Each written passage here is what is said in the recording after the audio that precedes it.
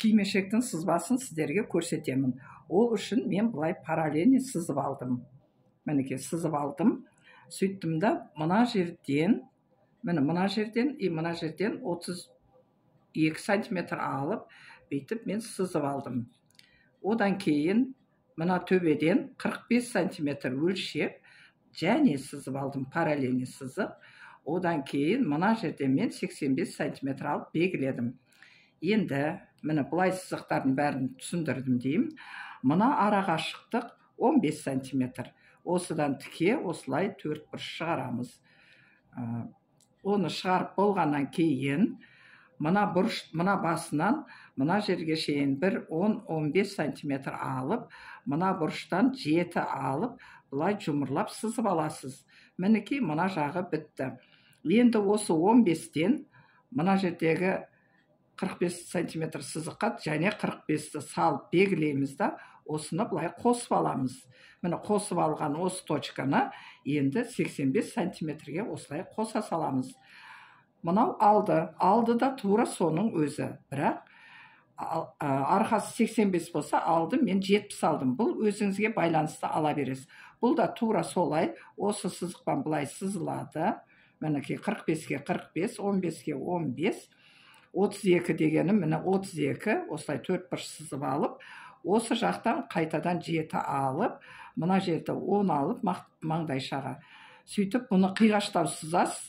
Бүйтіп алғанда бір 3 сантиметрдей көтеріңкіреп аласыз да, мына жерден сәл. Сөйтіп мына екі арақашықтық 12 сантиметр алыңыз. Бұл сіздің бетіңіздің көлемі. Мен бұлай қарай 18 алдым. Мен сопақтау адамын. Кейбіреулердікі кішкентай болады беттері.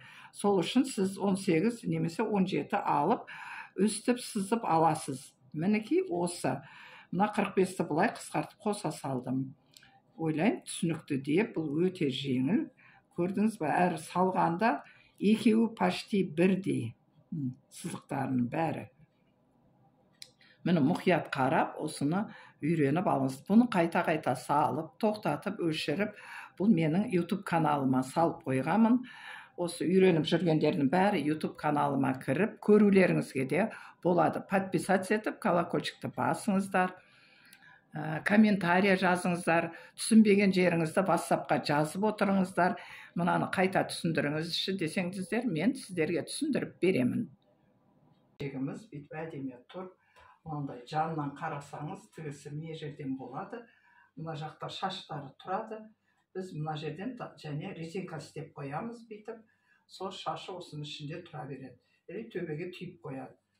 Мінекей осылай мен әзір манекенге кигізіп тұрмын, өйткені түсіндіру үшін. Міне осылай. Бұл манекеннің басы өте кішкентай. Мінекей бас киімі осылай. Бұның ішіне синтефон қойсаңыз өте әдемі көрінеді. Енді осыны біз мына бас киімді кигізіп көреміз.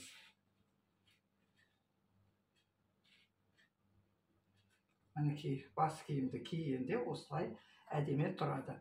Айландыра мынандай кружева тіксеңіздер де басқа да түрлерін тігуге болады.